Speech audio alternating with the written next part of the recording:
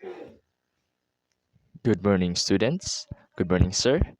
My name is Izon James Pagaura, and I will be your reporter for disease prevention and biosecurity. How to protect animals' health and uh, grow farm productivity.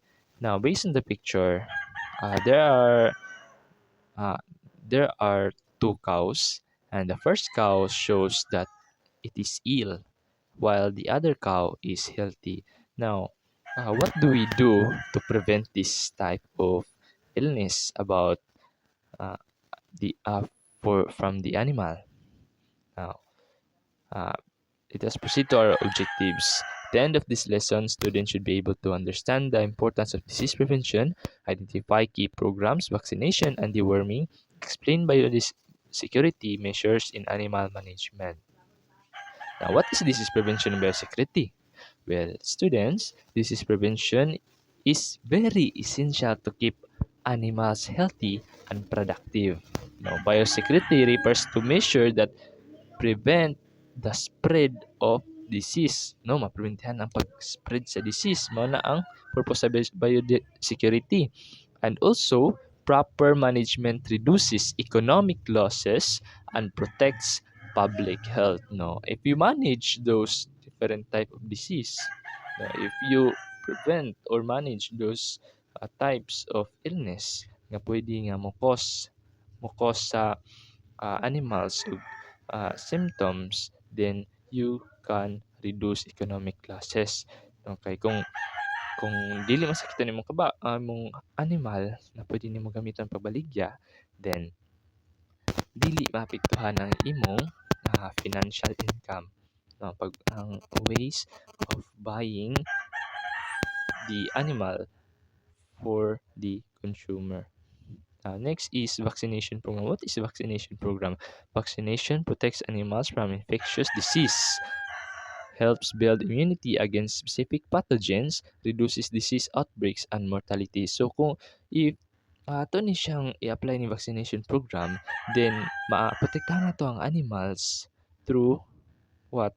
Through helping them build a very strong immunity para nga maka zaman maka-endure sila no sa maong specific nga mga pathogens or mga sakit nga moabot sa ilaha.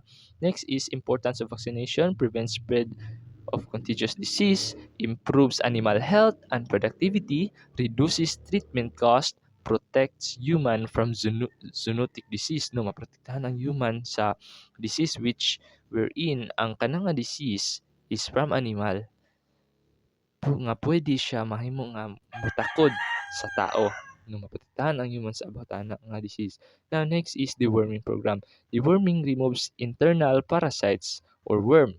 Parasites affect growth, digestion, and health. So mao ni types nga worm.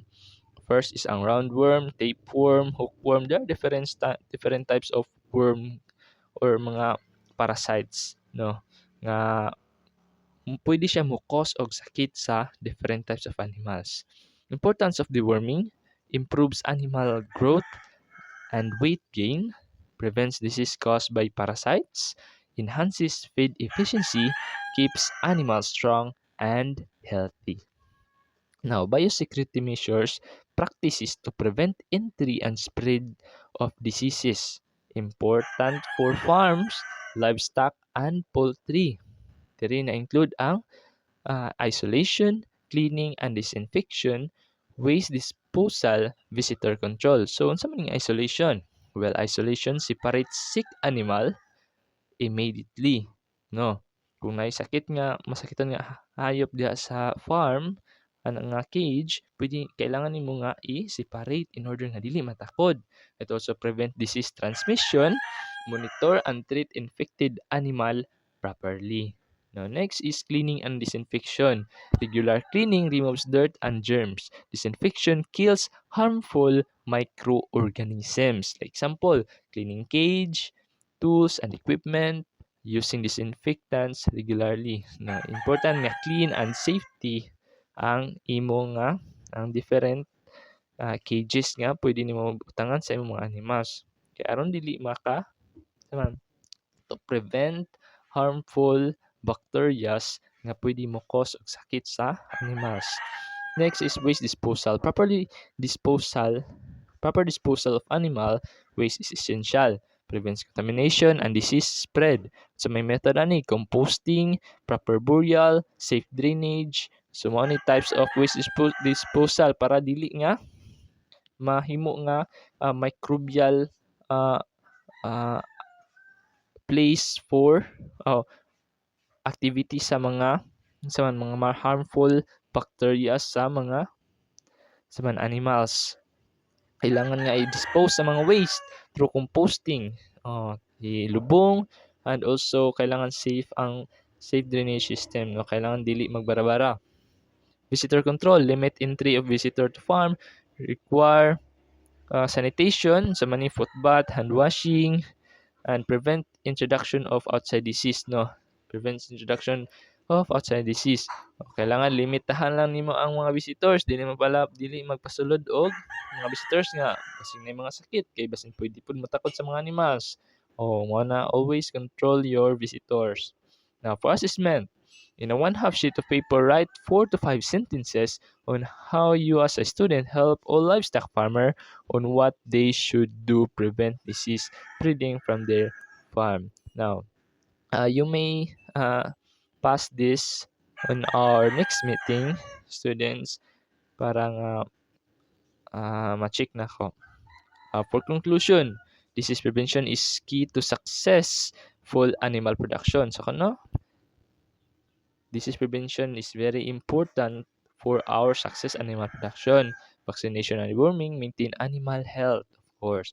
Biosecurity measures reduces risk of disease outbreaks. That is why we must always follow regular vaccination and deworming schedules, implement biosecurity protocols, and educate farm workers proper practices. We can't just keep our knowledge about this. We must also share this to those livestock farmers in order for them to know what they should uh, what they should do, what they should practice in order to have a safety environment for those animals in their farm. I guess that's all. Thank you.